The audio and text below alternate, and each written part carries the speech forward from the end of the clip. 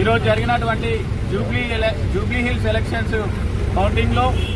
Congress party అభ్యర్థి ఒక BC సామాజిక వర్గానికి సంబంధించిన అభ్యర్థిని కాంగ్రెస్ అధిష్టానం జూబ్లీ హిల్స్ ఎలక్షన్ బరిలో దించడం జరిగింది. అక్కడ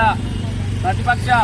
బీఆర్ఎస్ కానీ వాటి మిత్రపక్షమైన బీజేపీ పార్టీలు వాళ్ళని ఓడగొట్టాలని, కాంగ్రెస్ పార్టీని ఓడగొట్టాలని అనేక ఎత్తుగడలు వేసినప్పటికీ, వారి సర్వేల ద్వారా కానీ ప్రజలకు తప్పుడు హామీలు ఇచ్చుకుంటూ తప్పుడు ప్రచారాలు చేసినప్పటికీ కూడా కాంగ్రెస్ పార్టీతోనే ఈ యొక్క తెలంగాణ రాష్ట్రం అభివృద్ధి సాధ్యమని గౌరవ రేవంత్ రెడ్డి గారు, అదేవిధంగా మా అందరి ప్రియతమ నాయకులు శ్రీధర్ బాబు గారి ఆధ్వర్యంలో ఈ యొక్క తెలంగాణ రాష్ట్రంలో ఏర్పడినటువంటి కాంగ్రెస్ పార్టీ అధికారంలోకి వచ్చిన వెంటనే ప్రజాపాలన ప్రభుత్వం నడిపిస్తున్న ఈ తరుణంలో ప్రజలందరూ యొక్క కాంగ్రెస్ పార్టీ చేస్తున్నటువంటి అభివృద్ధి సంక్షేమ పథకాలను గుర్తించి జూబ్లీ సిట్టింగ్ ఎమ్మెల్యే స్థానాన్ని ఉన్నటువంటి టీఆర్ఎస్ పార్టీలో జరిగినటువంటి జూబ్లీ ఎలక్షన్స్ లో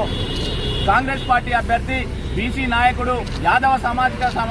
సామాజిక వర్గానికి చెందినటువంటి నవీన్ కుమార్ యాదవ్ గారికి అక్కడి ప్రజలు పెద్ద మొత్తంలో ఓటు ద్వారా భారీ మెజార్టీతో గెలిపించడం జరిగింది. మరి ముఖ్యంగా అక్కడ కాంగ్రెస్ పార్టీకి ఓటు వేసినటువంటి జూబ్లీ నియోజకవర్గంలో ఉన్నటువంటి విద్యావంతులకు, మేధావులకు, ప్రతి ఒక్క ఓటర్ మహాశయులందరికీ పేరు పేరిన ప్రత్యేక ధన్యవాదాలు, కృతజ్ఞతలు తెలియజేస్తున్నాం. ఈ యొక్క రాష్ట్రంలో కాంగ్రెస్ ప్రభుత్వం ఏర్పాటైన తర్వాత రేషన్ కార్డు కానీ, సన్న బియ్యం కానీ, ఉచిత బస్ ప్రయాణం కానీ, 500కే గ్యాస్ సిలిండర్ కానీ,